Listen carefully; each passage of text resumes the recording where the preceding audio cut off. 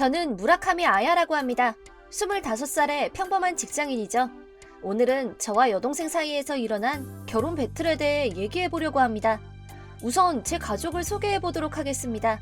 저희 가족은 부모님과 3살 아래의 여동생인 나기사까지 총 4명입니다. 어렸을 적에는 다투기도 하면서 평범한 자매처럼 지냈지만 서로 사춘기에 들어선 이후로 관계가 파탄나고 말았습니다. 뭔가 엄청난 사건이 터지거나 한 건 아닙니다. 그저 성격과 가치관이 일치하지 않아 어느새 저희 자매의 관계는 회복이 불가능할 정도로 악화되었습니다.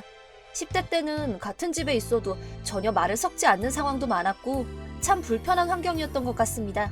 하지만 서로 성인이 되고 나서 어느 정도는 양보를 하는 사이가 되었습니다. 친한 사이는 아니더라도 표면상으로는 문제가 없어 보일 정도의 의사소통은 나눌 정도였죠. 하지만 저희 자매의 사이를 악화시킬 사건이 결국 터지고 말았습니다. 계기는 여동생이 보낸 라인이었습니다. 언니, 잠깐 연락 돼? 무슨 일인데? 엄청 좋은 소식이 있어. 뭔데 그래? 근데 언니한테는 별로 안 좋은 소식일 수도 있겠다. 질투하면 안 된다. 됐으니까 빨리 말이나 해. 나 결혼하게 됐어.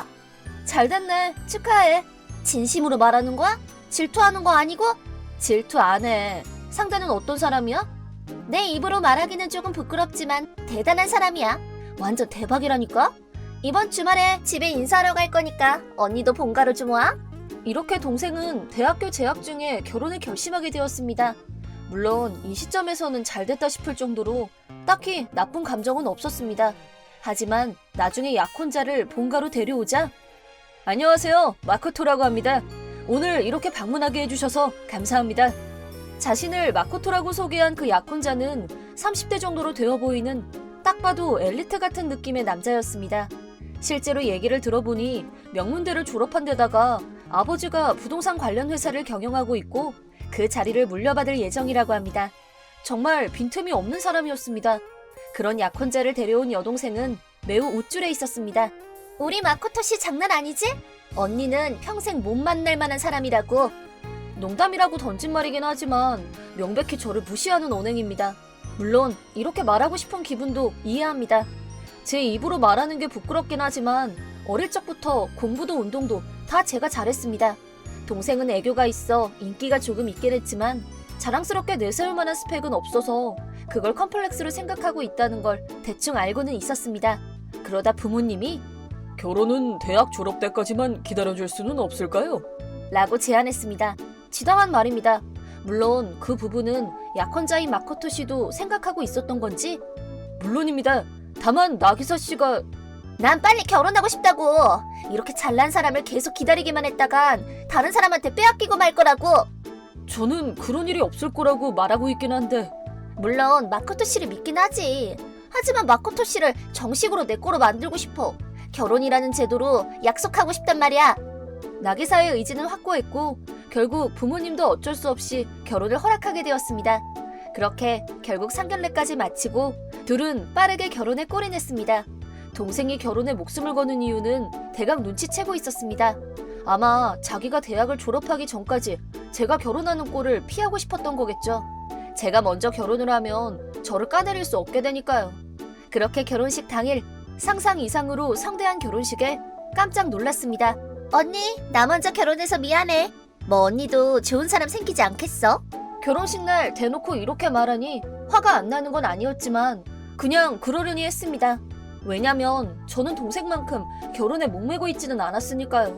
오히려 이제 동생이 자꾸 저를 무시하고 이기려고 드는 행동에서 벗어나겠지 싶어 숨통이 트이는 것 같았을 정도입니다.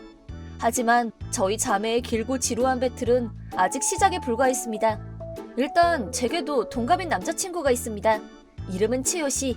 이제 사귄 지 2년 정도 되어가는데 성격도 좋고 얼굴도 꽤나 잘생겨서 부족할 것이 없습니다. 여동생이 결혼한 지 몇 개월이 지나자 아야, 나는 지난 2년 동안 나름 너랑 진지하게 사귀었다고 생각해. 그니까 나랑 결혼해줬으면 해. 그가 제게 프로포즈를 했습니다.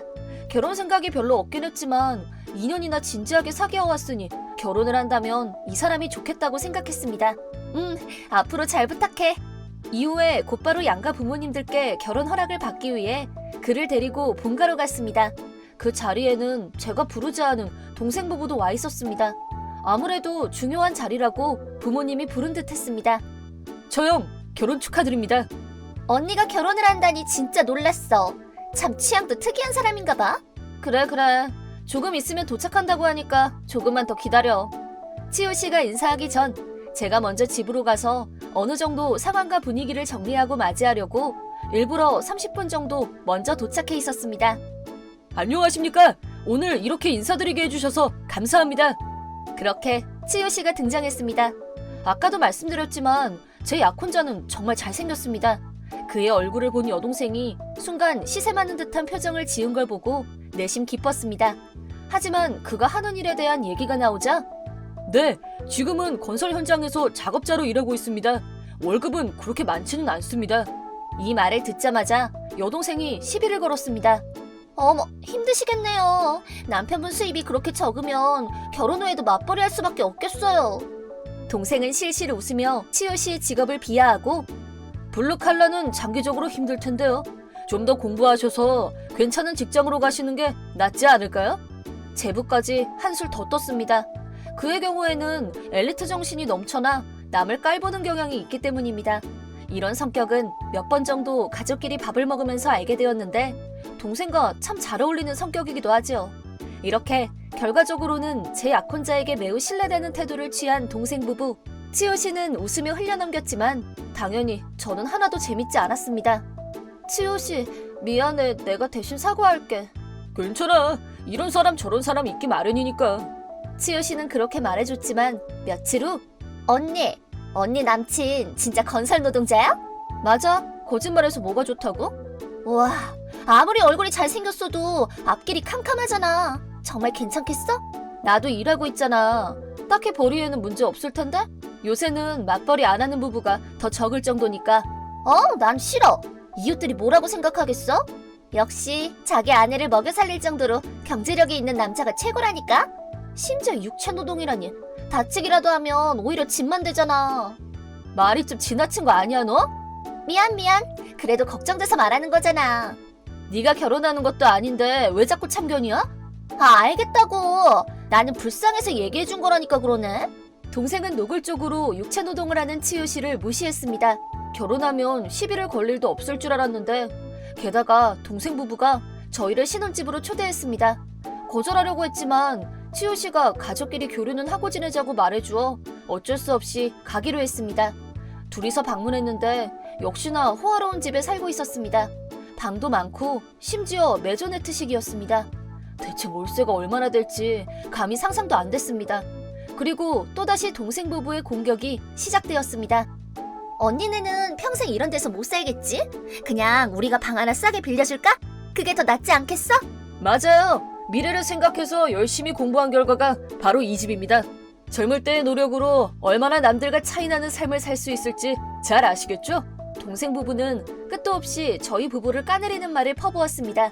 당연히 화가 나는 건 말할 필요조차 없습니다. 저한테 그러는 건 그렇다 쳐도 치유 씨를 그런 식으로 말하는 건 참기 힘들었습니다. 잘 구경했어요. 앞으로 2번 다시 여기 올 일은 없겠지만요. 뭐야, 언제든 놀러와도 돼. 가자, 치유 씨. 그래. 저는 재빨리 동생 집을 뒤로하고 치유 씨에게 사과했습니다. 미안해. 동생이나 제부나 태도가 졌다고라서 내가 정말 당신한테 할 말이 없어. 하지만 그는 웃으면서 그래도 실제로 얼마 못 버는 건 맞긴 하지. 나는 아야를 사랑하기 때문에 조금 무례한 가족이 있어도 괜찮아. 라고 말해줬습니다. 전 정말 좋은 배우자를 만난 것 같습니다. 그래도 당신도 원래라면 에이, 그래도 지금 별로 못 벌고 있는 건 사실이잖아. 남 앞에서 그렇게 떠들 만한 일도 아니야. 오랜만이네. 말해줄 게 하나 있는데 진짜 오랜만이네. 언니가 결혼한 후로 쭉 못 봤으니까 한 2년쯤 됐나? 벌써 그렇게 됐나? 돈이 없다는 이유로 결혼식도 못 올렸잖아. 지금쯤 노숙 생활이라도 하고 있는 거 아닌가 싶어서 걱정했다고. 평범하게 잘만 살고 있거든? 그래서 말인데 안 그래도 결혼식 얘기를 하려고 했거든. 무슨 말이야? 좀 늦었긴 해도 결혼식을 올릴까 해서 말이야. 좀 많이 늦은 거 아니야? 혹시 괜찮으면 너네도 와줬으면 좋겠다 싶어서 말이야. 글쎄다. 나나 남편이나 바빠서 뭐 2부 시작할 때 정도면 참가할 수도 있겠네. 사실 저희는 지금껏 결혼식을 하지 않고 있었습니다. 여러 대화를 나눴지만 돈 문제도 있고 해서 일단 혼인신고만 하고 살고 있었죠. 부모님은 제 결혼식을 매우 기대하고 계셨던 만큼 결혼식을 올리지 않은 치유 씨를 별로 좋게 보고 계시지 않았습니다. 심지어 화려한 결혼식을 올린 동생 부부와 비교해서 부모님까지 치유 씨의 수입에 대해서 잔소리를 하기 이르렀습니다. 저는 그게 지긋지긋해서 가족들과 사이가 소원해져 있었습니다. 그는 그걸 걱정했던 건지 어느 날 이런 말을 했습니다. 좀 늦긴 했지만 우리 결혼식 올릴까? 이런 건 역시 확실하게 하는 게 좋을 것 같아서. 저는 무리할 필요 없다고 말했지만 내가 하고 싶어서 말하는 거야.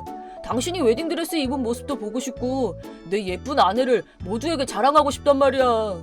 이렇게까지 말하는데 거절할 이유는 없었습니다. 결혼한 지 2년이 지나도 변함없이 좋은 남편입니다. 여튼 이렇게 결혼식 준비를 시작했습니다.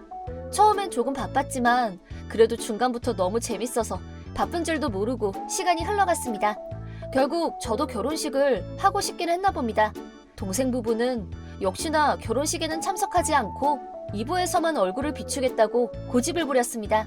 물론 대면대면하게 대한 제게도 문제가 있으니 무리해서 강요하지는 않기로 했습니다. 그렇게 반년 후 저희는 무사히 결혼식을 할 수 있었습니다. 꽤나 늦은 결혼식이었지만 부모님과 친구들 그리고 남편 친구들까지 많은 사람들이 모여 화기애애한 분위기 속에서 식을 진행했습니다. 이렇게 멋진 결혼식을 보여주어 고맙네. 다시 봤어. 그러게 이렇게 좋은 결혼식은 오랜만에 보네. 오래 기다리시게 해서 죄송합니다. 앞으로도 아야 씨를 행복하게 하기 위해 노력하겠습니다. 부모님에게 미운털 박혔던 것도 한순간에 나아져서 앞으로는 남편과 부모님의 관계도 많이 좋아질 것 같습니다. 그렇게 2부가 시작되었습니다. 사전에 얘기했다시피 동생 부부가 찾아왔는데 이게 어떻게 된 거야? 이게 정말로 2부 연회장이라고? 둘은 오자마자 깜짝 놀랐습니다. 그도 그럴만합니다. 왜냐하면 2부 연회장은 고급 레스토랑을 통째로 빌려 호화로운 술과 요리를 내오도록 해놓았으니까요. 동생은 곧바로 제게 달려왔습니다. 이게 어떻게 된 거야? 아무리 그래도 너무 무리하는 거 아니야? 아무래도 저희가 수입에 비해 지나치게 무리한 것으로 착각하고 있는 듯합니다. 어떻게 설명해야 할지 망설이고 있는데 옆에 있던 치유 씨가 저 대신 대답을 해주었습니다. 사실은 부업으로 하던 부동산 투자가 드디어 궤도에 올랐거든요. 이제는 연수입이 3천만 원 정도는 되니 전혀 무리는 아닙니다. 평소에는 돈 자랑을 할 만한 사람은 아니지만 제 심정을 알고 이렇게 말해준 거겠지요. 실은 저와 사귀던 때부터 치유 씨는 부동산 투자자의 길을 걷고 있었습니다. 약혼 당시에는 거의 수익이 나지 않아 건설 작업자로 일하고 있었지만 결혼 후 얼마 지나지 않아 겨우 수익이 나기 시작해 지금은 어엿한 부동산 투자자로서 돈을 왕창 벌고 있습니다. 그리고 이 경위 설명이 끝나자 동생은 벌레를 씹은 듯한 표정을 지었습니다. 그리고 치유 씨는 옆에 있던 매부를 쳐다보고는 요즘 그 회사 위태위태하다고 들었습니다. 혹시 정 뭐 하시면 언제든 상담해드릴게요. 라고 웃으며 말해주었습니다. 그도 내심 통쾌해하는 듯 했습니다. 아무래도 이 정도 가벼운 복수는 해줘야 되지 않겠어요? 매부는 얼굴이 빨개져 고개를 떨궜습니다. 그러자 나기사가 뭐야? 어떻게 된 건데? 라며 제부를 다그치기 시작했습니다. 아무래도 매부는 자신의 상황을 나기사에게 말하지 않은 듯합니다. 그러자 치유 씨가 다시 입을 열었습니다. 오라? 부부인데 그걸 모르셨어요? 동서 아버님이 운영하시는 회사가 실적 부진으로 도산하기 직전까지 갔어요. 그렇게 근사한 집에 사는 것도 이제는 힘들지 않겠습니까? 말도 안 돼. 아니, 여보, 어떻게 된 거냐고. 아니야, 도산은 무슨. 지금은 그냥 좀 힘든 시기일 뿐이야. 난 처음 듣는다고. 앞으로 생활은 어떻게 할 건데? 시끄러! 넌 내 돈으로 먹고 사는 식충이 주제에 어딜 기어오르려고 하고 있어? 뭐라고? 그 후로는 엄청난 폭언이 오갔는데 결국 경비까지 와서야 멈출 정도였습니다. 그 결과 나기사는 그날부로 친정으로 돌아가 냉전 상태가 이어지게 되었습니다. 여기서부터는 후일담인데 제부는 그렇게나 깔보던 치유 씨에게 빌부터 어떻게든 구원을 받으려고 했지만 나기사가 그것만큼은 절대 안 된다며 치유 씨에게 직접 불만을 표하러 찾아오는 사태까지 일어났습니다. 그래도 그 둘은 부부였기 때문에 자기보다 아래에 위치해 있다고 생각하는 사람에게 남편이 도움을 받는 건 용서가 안 됐나 봅니다. 하지만 치호 씨도 치호 씨대로 이미 제보의 회사는 손도 댈 수 없을 만큼 실적이 악화되어 결국 파산을 면치 못할 거라고 제게 알려주었습니다. 결국 회사는 실제로 도산했고 무직이 된 제부를 보고 동생은 칼같이 이혼했습니다. 이 집 다시 짓자. 너무 좁다고. 아니, 집밥에 이렇게 싼 재료를 써? 미치겠네. 동생은 이혼 후에 본가 생활을 시작했지만 잘 나가던 때의 생활에 너무 익숙해져 있어 불평불만만 늘어놓았습니다. 그런데 일마저도 하지 않으니 아무리 부모님이라고 해도 결국 폭발했고 결국 동생을 집에서 쫓아내고 절연을 선언했습니다. 있잖아, 언니. 뭔데? 갑자기 웬 애교 섞인 목소리래? 기분 나쁘게. 너무해. 당분간 날 거기서 좀 살게 해주면 안 돼? 마코토는 너무 쓸모도 없는 놈이었어. 미안하지만 안 되겠어. 치우 씨랑 상의해서 엄마 아빠랑 같이 살기로 했거든. 어? 뭐라고? 집도 많이 낡았으니까 그냥 부수고 땅 팔아서 그 돈을 전부 우리한테 주시겠대. 그래서 부족한 분을 우리가 보태서 더 큰 집을 짓든 아니면 고급 아파트를 사든 할 생각이야. 그럼 나도 껴줘도 되는 거 아니야? 한 명 정도는 더 늘어도 괜찮잖아. 돈도 많으니까. 우리를 그렇게 무시해놓고 같이 살자는 소리가 나오니? 절대 안 돼. 사과할게. 사과한다고. 이대로 가다가 예쁜 동생이 노숙자가 되게 생겼단 말이야. 그래도 괜찮겠어? 이번 기회에 사회가 얼마나 무서운 곳인지 제대로 한번 느끼고 정신 차려. 참고로 새로 살게 될 집은 너한테 안 알려줄 거고 보안도 철저히 할 거니까 허튼 수작 부릴 생각은 꿈도 꾸지 마. 이렇게 말하고 전화를 끊고 동생 번호를 착신 거부했습니다. 물론 라인도 차단했고요. 그 후 저와 치요 씨는 부모님을 모시고 넓고 쾌적한 고급 아파트로 이사를 왔습니다.